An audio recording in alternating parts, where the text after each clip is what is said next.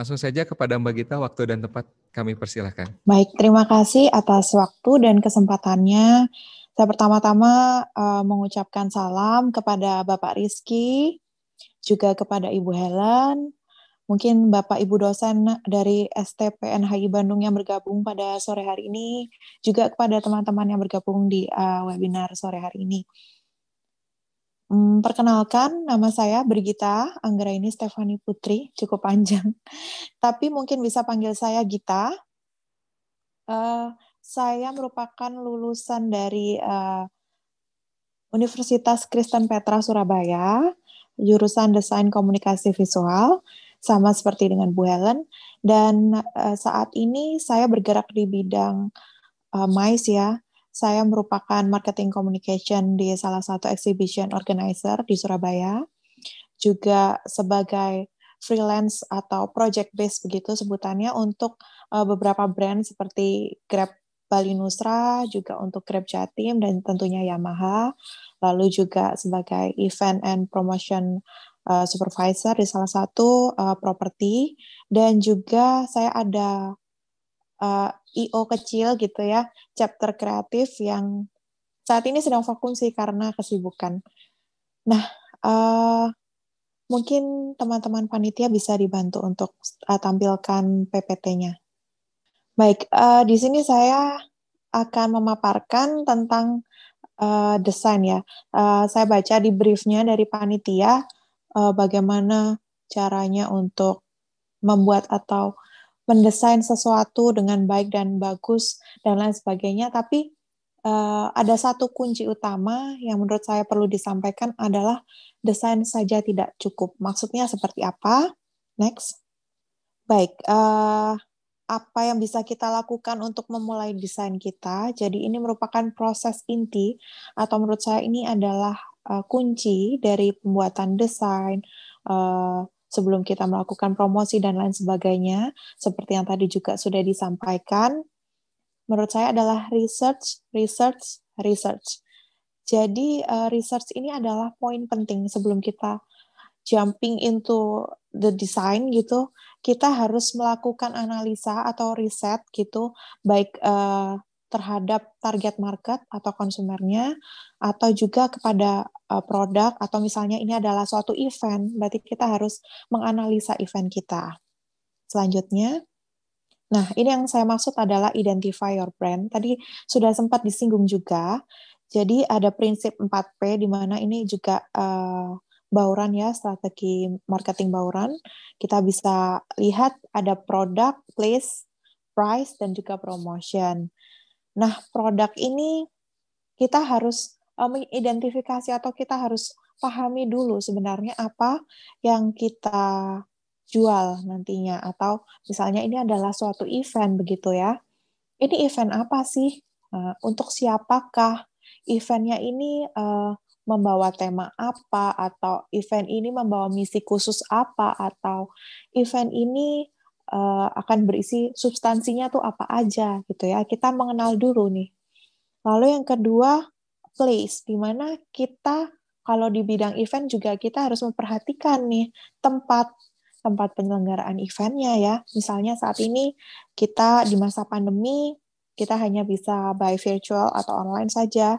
Tapi ketika mungkin nanti kondisi sudah normal, kita bisa event secara offline lagi, kita bisa menganalisis tempat mana yang memang cocok untuk event ini misalnya. Apakah logikanya seperti ini, misalnya target kita adalah orang-orang yang sering berkumpul di mall, atau misalnya gini, kita punya event untuk mom and kids gitu ya, atau fair, baby fair gitu. Sementara itu kan harusnya lingkungannya yang ramah dengan anak-anak, dengan keluarga dan lain sebagainya. Apakah mungkin kita memilih areanya berupa kafe atau lounge atau bar? Kan nggak mungkin ya. Jadi kita identifikasi itu. Lalu yang ketiga, price. Price di sini adalah harga yang kita tawarkan, atau misalnya gratis pun tidak masalah, tapi kita harus tahu budgetingnya di awal sudah jelas. Lalu misalnya ini menentukan suatu harga, apakah harga ini sepadan dengan apa yang kita tampilkan begitu. dan promotion. Nah, di promotion ini cukup kompleks ya, karena kita belajar untuk tahu lewat channel-channel mana, lewat cara penyampaian seperti apa, promotion suatu event atau produk kita. Selanjutnya, yang selanjutnya ini adalah know your market. Ini kan juga masih dalam tahap riset. Nah, riset ini tadi kita bagi dua nih. Market kita yang akan kita sasar untuk promosi atau untuk produk atau untuk event kita, ini terbagi menjadi dua ternyata, target market dan target audience. Nah, mungkin selama ini kita hanya mendengar target market, tapi ternyata ada target audience. Oke, saya jabarkan terlebih dahulu. Untuk target market ini adalah mungkin kelompok atau orang yang memiliki kemampuan untuk membeli sesuatu atau mengambil keputusan, ya. Jadi sebagai pengambil kebijakan untuk mungkin membeli suatu produk dan lain sebagainya. Lalu target audience ini adalah orang yang memiliki bisa mempengaruhi target market, atau si target audience ini sendiri sebenarnya adalah target dari promosi kita. Contohnya misalnya balik lagi tadi misalnya kita ada mom and baby fair gitu ya.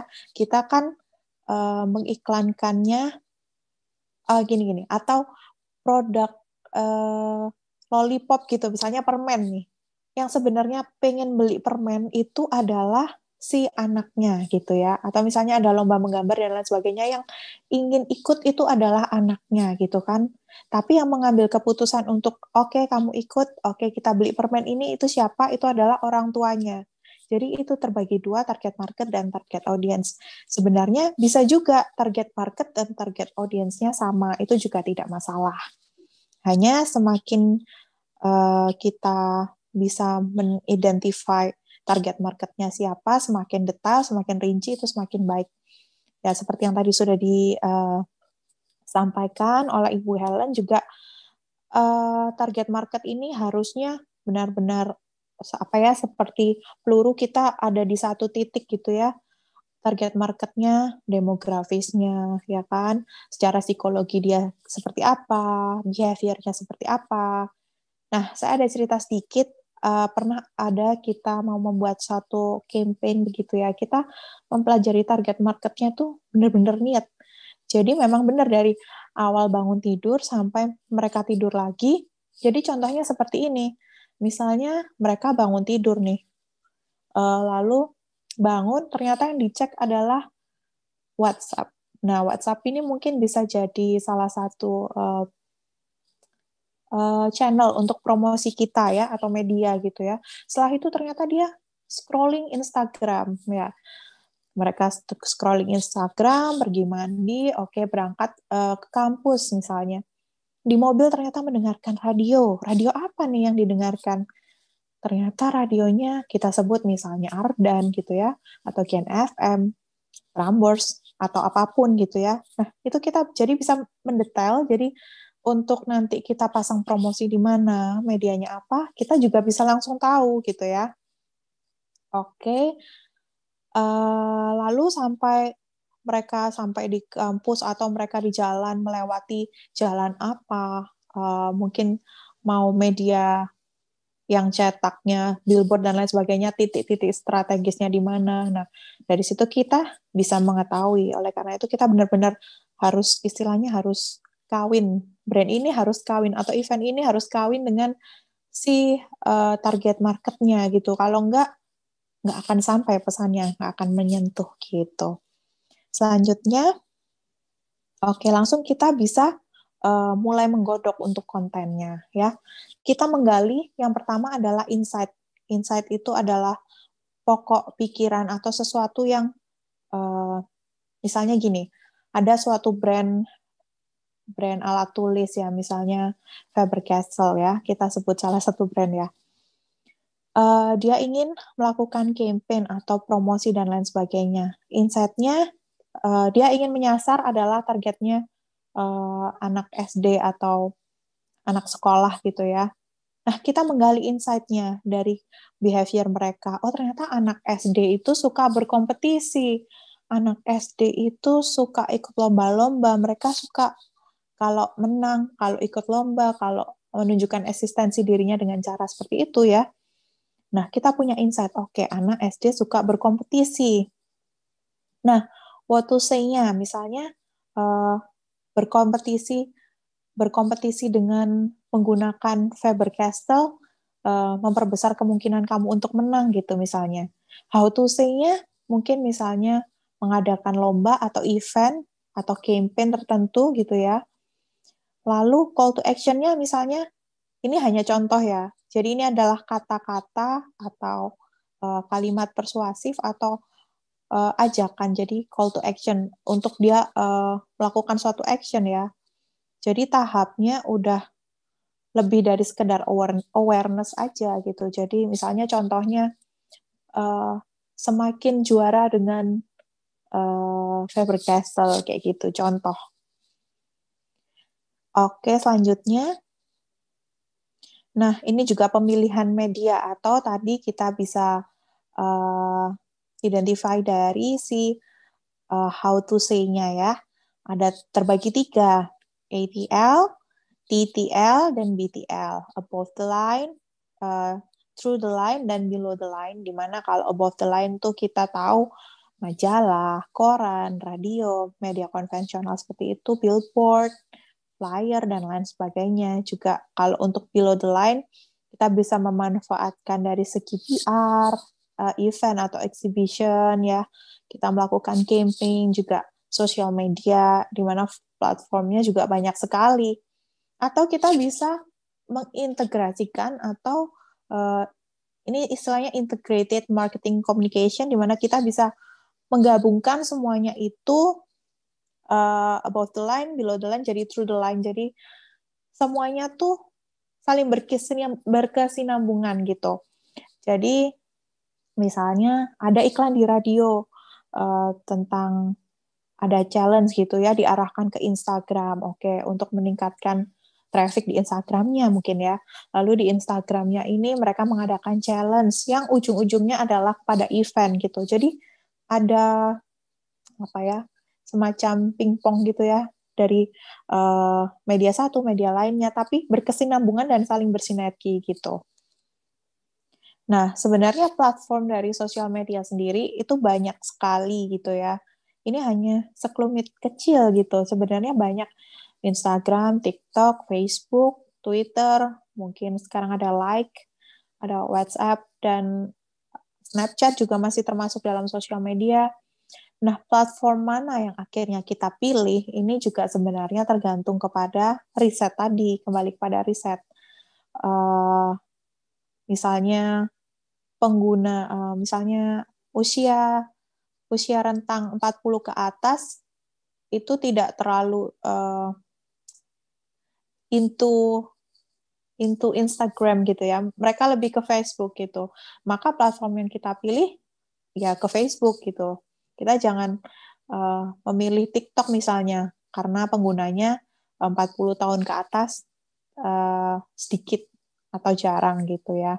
Jadi ini disesuaikan lagi dengan kebutuhan promosinya gitu. Nanti kita bisa explore dari setiap sosial media ini item-item apa yang bisa kita gunakan untuk promosi gitu. Selanjutnya, oke, ini kalau saya perhatikan dari Instagram sendiri, ini ada banyak yang bisa diulik ya. Pertama, walaupun Instagram ini kita bisa mengatur timing, bisa mengatur iklan dan sebagainya, tapi menurut saya quality of content itu nggak boleh dilupakan. Ketika kamu menampilkan istilahnya Instagram atau sosmed apapun itu ya, itu seperti rumahnya suatu brand. Misalnya itu adalah event, itu menjadi rumahnya gitu. Harus ditata dengan baik, brandingnya pas, personality-nya dapat dari tampilan feeds-nya gitu misalnya ya. Jadi jangan sampai terjadi ketidakkonsistenan. Misalnya ini adalah beauty gitu. Kita mau menyasar pasar yang beauty. Lalu tiba-tiba kontennya melenceng, ada makanan, review produk yang lain, dan lain sebagainya. Nah, itu kan tidak konsisten. Quality of kontennya itu tidak terjaga. Lalu yang kedua, kalau event kita benar-benar bisa memanfaatkan sekarang augmented reality, atau kita bisa membuat filter, ya kan, kita bisa membuat seperti kemarin ketika PS5 lagi heboh-hebohnya PS5, iPhone 12, ternyata itu cuma filter aja gitu ya. Ini sebenarnya kan jadi promosi, ajang promosi gratis dari kedua produk ini gitu kan. Semua orang berbondong-bondong pakai dan seperti promosi gratis gitu ya. Oke, terus yang ketiga, pemanfaatan nano influencer itu juga bisa menjadi salah satu solusi. Kenapa? Karena seperti yang saya bilang tadi, ketika targetnya semakin mengkerucut, nano influencer ini mungkin around 10.000 ya kan followersnya, tapi ketika dia memang benar-benar dengan followersnya intim, terjadi interaksinya juga baik, engagementnya tinggi, kita cari di mana engagementnya banyak sekali. Untuk pencariannya bisa di Social Blade atau analisa.io, itu kita bisa search atau kita menghitung sendiri engagement per postnya itu seperti apa. Nah, nano influencer ini menurut saya masih lebih baik keluar budget untuk misalnya budget untuk 10 bisa dapat 10 nano influencer dengan engagement tinggi dan dengan traffic yang tinggi, daripada keluar budget hanya untuk satu micro atau makro influencer, tapi ternyata trafficnya rendah, engagement-nya juga rendah. Nah, itu sia-sia juga. Kita harus memilih yang tepat gitu.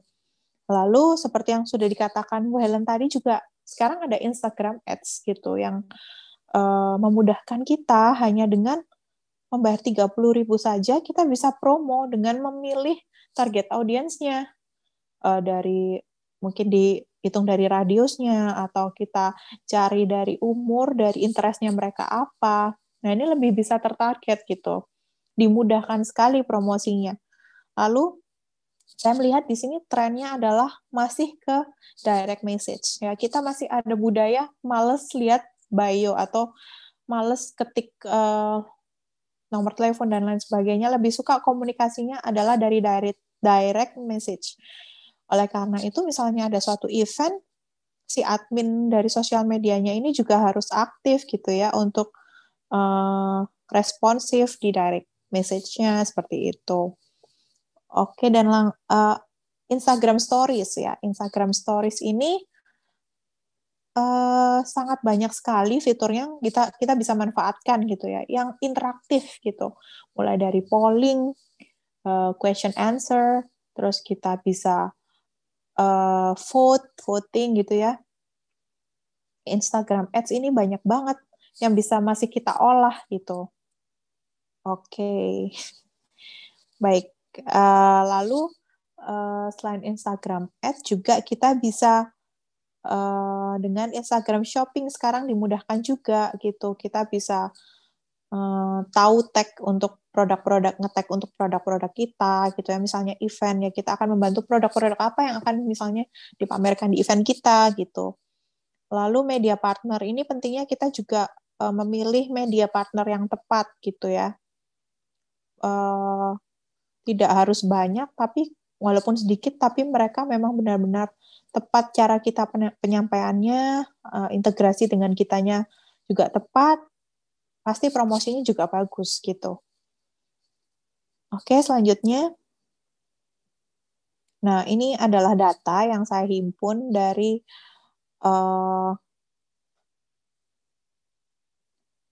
situs untuk sosial media, untuk integrasi sosial media ya.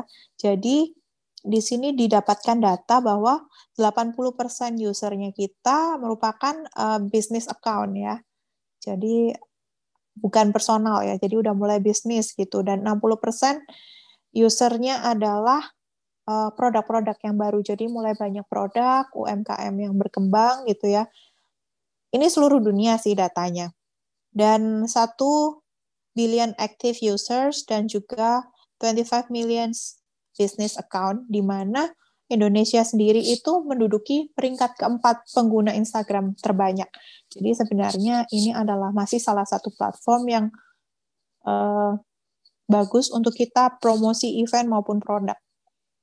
Selanjutnya, nah saya ada kata-kata, wording di mana content is the king, consistency is the queen. Jadi ketika konten saja tapi tanpa ada konsistensi juga tidak bisa ya. Jadi konten, connection, konsistensi. Connection ini, konten itu tadi seperti yang sudah saya paparkan, bagaimana konten itu benar-benar sesuai dengan target kita, benar-benar dibuat sesuai behavior mereka, kesukaannya mereka gitu ya. Misalnya kita ada suatu event yang manly banget, apakah kita akan membuat satu konten yang pakai warna feminin atau kita pakai warna pastel, kan enggak ya gitu. Dan connection ini bagaimana kita membangun koneksi antara event atau brand atau produk itu dengan audiensnya gitu. Jadi interaksi juga di dalamnya. Jadi kita benar-benar memposisikan, ini ada hubungannya juga dengan STP sebenarnya. Jadi positioning kita untuk audiens itu apa sih? Sebagai apa? Sebagai temankah gitu, atau sebagai apa gitu. Lalu selanjutnya adalah konsistensi, yaitu tadi misalnya ketika kita mendesain suatu feeds atau materi promosi apapun ya untuk suatu event, misalnya kita sudah fix dengan gaya desain misalnya minimalism gitu ya. Terus nanti tiba-tiba di tengah kita keluarkan poster promo yang dengan gaya desain berbeda, Art Nouveau atau apa yang berbeda gitu ya. Nggak nyambung gitu. Jadi nggak terjadi konsistensi di dalam materi promosi atau di feeds atau di sosial medianya gitu. Selanjutnya, nah ini ya, salah satu tips ini saya ambil dari PLP Product, di mana ketika teman-teman ingin ada suatu event untuk promo di sosial media, apa sih yang bisa diulik gitu ya. Pertama, jelas harus ada adalah product knowledge. Ketika ini adalah suatu event, berarti harus jelas kapan, di mana, penyelenggaraannya, ya kan, terus apakah bayar atau tidak, dan lain sebagainya. Product knowledge-nya harus jelas. Ketika itu adalah event, lalu tidak ada tanggalnya, tidak ada tempatnya, tidak ada keterangan apapun, orang akan bingung. Ini sebenarnya akan diadakan kapan, di mana. Nah, harus jelas itu product knowledge-nya. Lalu yang kedua, gimana event atau brand atau produk ini bisa menjadi sesuatu yang personal gitu. Di sini kita bisa menghadirkan testimoni. Itu sangat perlu. Review gitu kan. Jadi kita misalnya menggunakan KOL atau influencer ya. Kita menggunakan mereka untuk mereview produk atau event gitu ya. Jadi untuk lebih dekat lagi, jadi kita hadirkan suatu figur seperti itu. Selanjutnya, selanjutnya adalah, nah kita lihat ya, kontennya itu akan konsisten. Di sebelah kiri kita akan lihat kontennya konsisten, tidak mungkin tiba-tiba di tengah ada gambar makanan. Nah, ini kan nggak mungkin ya. Jadi konsistensi, terus kesesuaian dengan apa yang kita jual atau apa yang kita tampilkan gitu, atau dengan value brand tersebut atau value event. Dan selanjutnya interaction. Ya seperti yang sudah-sudah, Instagram memiliki banyak sekali fitur interaksi yang bisa kita manfaatkan gitu. Bisa melalui feeds, bisa melalui story, apapun, yang pasti apa yang kita buat harus bisa berinteraksi. Ya, istilahnya tuh kita bisa ngajak ngomong gitu. Kita bisa ngajak ngomong audiens kita. Oke, selanjutnya. Nah, ini saya mengambil salah satu contoh. Nah, inilah pentingnya melakukan riset dan pemilihan media yang tepat ya, Bun. Jadi di sini saya tidak ingin menunjuk ini dari brand apa atau influencernya siapa, tapi yang pasti kita harus tahu value brandnya, kita harus tahu target marketnya brandnya, lalu apakah sesuai dengan personality brandnya, misalnya ini adalah baju perempuan gitu ya. Kita sebagai konsumer atau audience gitu, misalnya mau mencari referensi look gitu, apakah kita akan menuju Instagram KOL tersebut? Kita kan pasti akan menuju Instagram KOL yang emang share referensi outfit, lifestyle, daily outfit, daily wear gitu-gitu ya. Kalau untuk yang influencer yang ini mungkin kita akan mencari-cari humor atau entertain, lebih ke entertain ya. Nah, seperti ini kan menjadi tidak tepat gitu. Jadi sia-sia gitu akhirnya. Apalagi dengan value brandnya mungkin nggak masuk gitu ya. Ini kan untuk apalagi size-nya yang dikenakan sempit gitu misalnya. Nah, ini harus ada penyesuaian juga. Maksudnya dari segi promosi kita harus benar-benar tahu untuk siapa ini dan melalui media apa. Nah, misalnya kita lihat iklan ini contohnya. Dia to the point gitu. Tidak full of text gitu. Saya tidak menyalahkan iklan-iklan yang cuma teks aja. Nggak apa-apa, itu kan kita juga bisa mengulik dari tipografi juga, ya kan. Saya juga pernah buat public service announcement di mana itu hanya teks saja. Nggak apa-apa gitu, tapi yang pasti itu sesuai dan pesannya apa itu sampai gitu. Misalnya dengan ini menjual handphone Galaxy S10 gini ya, dia to the point. Maksudnya apa? Oh, dia introduce brandnya yang baru, produk yang baru gitu ya kan. Lalu tidak terlalu berbasa-basi istilahnya seperti itu. Jadi elemen yang ada di suatu iklan atau promosi itu benar-benar yang substantif gitu. Selanjutnya, oke, jadi misalnya event ya, kita bisa explore juga nih dari sisi dengan platform lain, misalnya TikTok gitu ya. Kita bisa, contohnya Traveloka di sini dia mereview tentang suatu wisata di daerah Batu dengan harga 30.000. Jadi dia tidak akan mempromosikan Travelokanya terus-menerus gitu. Dia mempromosikan apa yang di dalam Traveloka. Jadi soft selling, lebih soft selling ya. Dengan cara-cara seperti ini, teknik promosi yang seperti ini pasti akan lebih men-trigger orang atau audience gitu untuk ikut tertarik atau menikmati experience di dalamnya gitu ya kan. Lalu misalnya yang sebelah kiri saya mereview pernah bekerja sama dengan suatu official account untuk mereview mall atau properti. Nah, di sini tidak serta-merta menjual properti ini, ayo ke sini, ayo datang ke mall ini, enggak. Tapi kita hadirkan experience, oke, datang ke mall ini, ada apa aja di sana, gitu. Dan apalagi TikTok ini, dengan materi 15-30 detik, orang kan lebih ke-trigger daripada hanya sekedar statis, gambar, atau poster, gitu. Nah, ini yang bisa juga diulik dari Instagram nih. Misalnya untuk materi story, kita buatkan Twibbon yang bagus gitu. Jadi untuk orang yang nge-tag kita, misalnya kita restory itu dengan tampilan yang bagus. Nah, kita tampilkan dengan logonya mungkin atau dengan informasi-informasi tanggal dan lain sebagainya. Ketika orang tersebut reshare, nama kita juga akan terlihat di followers mereka gitu kan, di viewers mereka gitu. Jadi kita jangkauannya juga akan lebih luas gitu.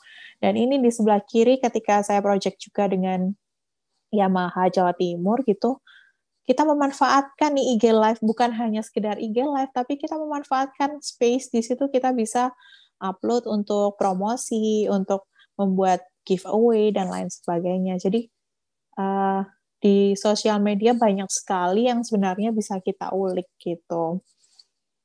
Nah, jangan lupa di akhir ini kita bisa melihat ya traffic dari postingan kita, baik itu di semua platform sosial media. Ini ada TikTok, ada Instagram, di Facebook pun kita bisa melihat, oke, ini sudah menjangkau berapa orang atau berapa akun organik seperti itu. Terus ini menjangkau kota apa, demografinya seperti apa. Nah, selanjutnya, oke, setelah tadi kita riset, selanjutnya kita jangan lupa evaluation gitu. Jadi kita harus selalu mengevaluasi, kita melihat dari, oke, kita sudah menaikkan promosi ini, kita lihat tuh reportnya dari penayangannya, kita lihat Oke, berarti konten yang seperti ini yang lebih disukai audiens, konten yang seperti ini yang tidak disukai gitu. Jadi kita bisa lebih memperbaiki apa yang kita tampilkan atau konten kita gitu.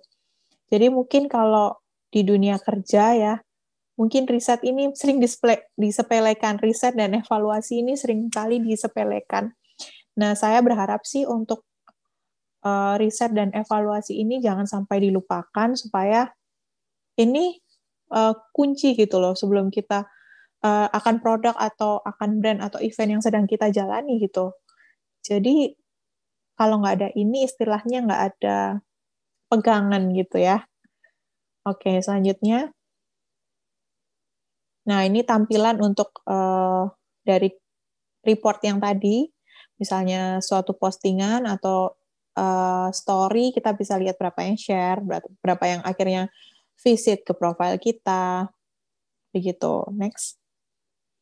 Nah, saya ada challenge untuk teman-teman, boleh bergabung. Ini tanpa paksaan ya, teman-teman. Jadi, setelah kita belajar bersama tentang ternyata desain saja itu tidak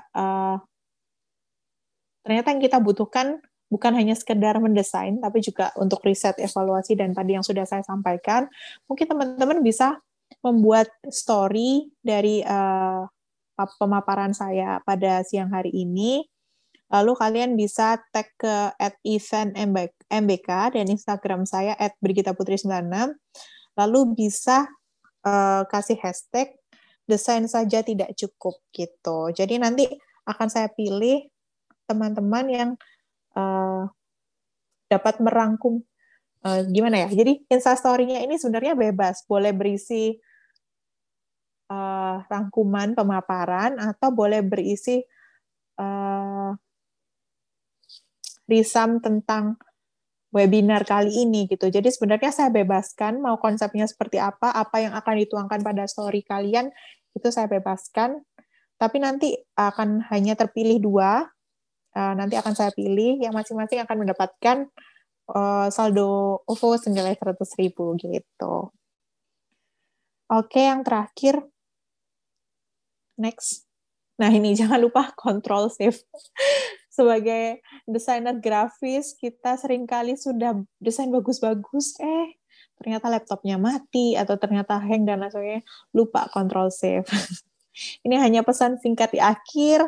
Terima kasih atas perhatian teman-teman, dan semuanya atas kesempatan yang sudah diberikan pada saya. Mohon maaf jika ada salah kata, atau masih banyak kekurangan. Baik, para hadirin sekalian, demikianlah kedua materi telah dibawakan oleh kedua narasumber kita. Kami ucapkan terima kasih kepada Mbak Helen Wangsa dan Mbak Brigita Anggreni Stefani yang telah menyampaikan materi yang sangat luar biasa. Dan dapat disimpulkan pada webinar siang hari ini, yang pertama dari Mbak Helen Wangsa, yang pertama mencoba berbagai macam industri kreatif untuk dapat menemukan minatnya, suka dan duka pada hari no day off. Graphic design merupakan jawaban dari banyak masalah akhir-akhir ini karena banyak bidang yang memerlukan adaptasi. Adanya simbiosis mutualisme antara industri desain dan industri mes seperti desain virtual meeting, online ads, ataupun visual communication. Desain diperuntukkan untuk mempermudah penyampaian pesan visual meskipun event yang ditawarkan banyak ragamnya. Graphic design harus tepat penggunaannya agar tidak terjadi mispersepsi. Dan untuk yang kedua, dari Mbak Gita, desain saja tidak cukup. Kita harus mengenal dulu produk kita, mengenal tempat penyelenggaraan event kita, dan lain-lain. Selain ketahui target market, kita juga harus tahu target audiensnya seperti apa. Definisi target market yaitu sekelompok orang yang diharapkan membeli atau memiliki kekuatan atau keputusan untuk membeli produk. Sedangkan target audiens adalah sekelompok orang yang menjadi sasaran promosi. Contoh sekarang ini, saat ini orang bangun tidur yang pertama dicek adalah WA dan Instagram, sehingga aplikasi-aplikasi tersebut sangat cocok untuk dijadikan media promosi. Saat menggali konten, kita perlu mengetahui insight atau pokok pikiran dari konsumen, lalu cara brand tersebut menyampaikan pesannya kepada audiens, dan kita perlu kalimat persuasif untuk mengajak customer. Beberapa cara untuk menaikkan promosi sebuah event diantaranya memperbaiki quality konten kita, menggunakan ads, nano influencer, mengundang banyak media partner, dan masih banyak hal lainnya yang dijelaskan oleh Mbak Gita. Content is the king, consistency is the queen. Konten dan konsistensi saling terkoneksi sehingga diibaratkan oleh Mbak Gita seperti raja dan ratu. Setelah melakukan riset, kita harus selalu mengevaluasi tayangan atau event kita sehingga kita bisa memperbaiki event kita dengan apa yang audiens inginkan. Baik, Bapak, Ibu, dan para hadirin sekalian, demikianlah kegiatan webinar dengan topik How to Reach Your Event Engagement with Graphic Design dan subtopik Event Promotion Strategy with Graphic Design. Sebelum kami tutup webinar ini, kami mengucapkan terima kasih kepada Mbak Helen Wangsa dan Mbak Brigita Anggraini Stefani yang telah memberikan banyak informasi kepada kita semua. Dan kami juga mengucapkan terima kasih banyak kepada para hadirin atas partisipasinya dalam kegiatan webinar kali ini. Dan untuk mendownload materi, silahkan dapat didownload di website kami, eventmanagement.stp-bandung.ac.id.